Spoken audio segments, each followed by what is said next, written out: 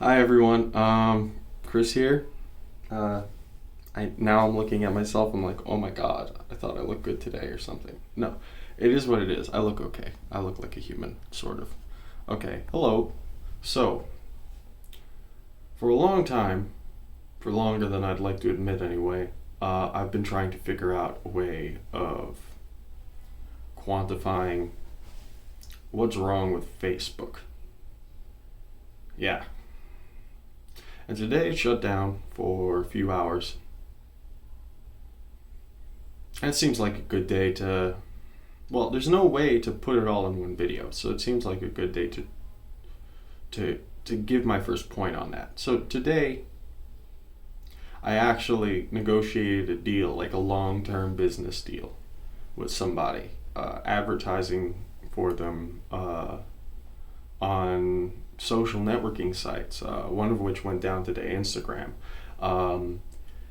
but Facebook as well. And I'm here to talk about Facebook. And meanwhile, midway through this interaction between me and this business partner of mine, Facebook went down. And neither of us cared. Neither of us cared. And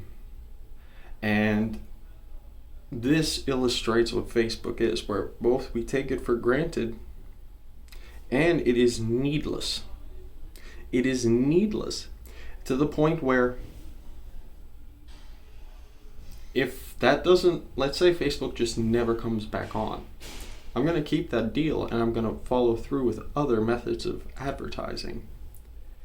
And it's going to be easier to have direct interactions with people because they won't have a passive-aggressive outlet. People will care more where their news comes from and have less of a centralized authority to tell them what they're not allowed to believe, and how they're not allowed to feel, which is much more dangerous because you don't have to act on your feelings, but if you're not allowed to feel them, then what else do you have to do? Anyways, so we continue. And so here we are on a day without Facebook in the United States. Here, it's the day. And there were hackers that apparently released like 1.5, I don't know if I read million or billion of people's private information. They're selling it online while this is happening. So I would presume that somehow the hackers are behind this shutdown, or the shutdown happened because of them, one or the other. And I just don't care. They don't provide a service for me that makes me go, In fact, I'm more likely to pay a small sum, don't get me wrong, but a recurring sum to keep it like this and keep it off. Like, I wonder how many people just felt a sigh of relief of having nothing to look at every few seconds. Like, don't get me wrong, like, oh, it's lonely. It's lonely because now you've taken this thing so for granted that you treat it like a person, like a human being. And it's like, do you feel love out of that? I understand you feel attention, but do you feel love? And it's like, I'm not trying to criticize. I'm right there. I use Facebook so much, and I have so many bad things to say.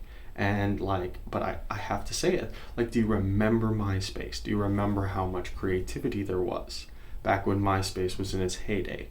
And we skipped town for Facebook as kids because it was the college thing, and we were going to college, and we wanted to be older, and it makes sense. And then MySpace wasn't making any money, so they sold it, and now it's owned by, I don't know if Justin Timberlake still owns it, but it's a whole music thing. And here we are, and it's like a lot of people don't even know what's going on with with Facebook, because people get their news from it. So they don't even know what's going on. Like, how attached are you to this thing where it's your friends and your loved ones, and it's your news, and it's entertainment, and it's business? That's too much. It's a corporate machine at best. Okay?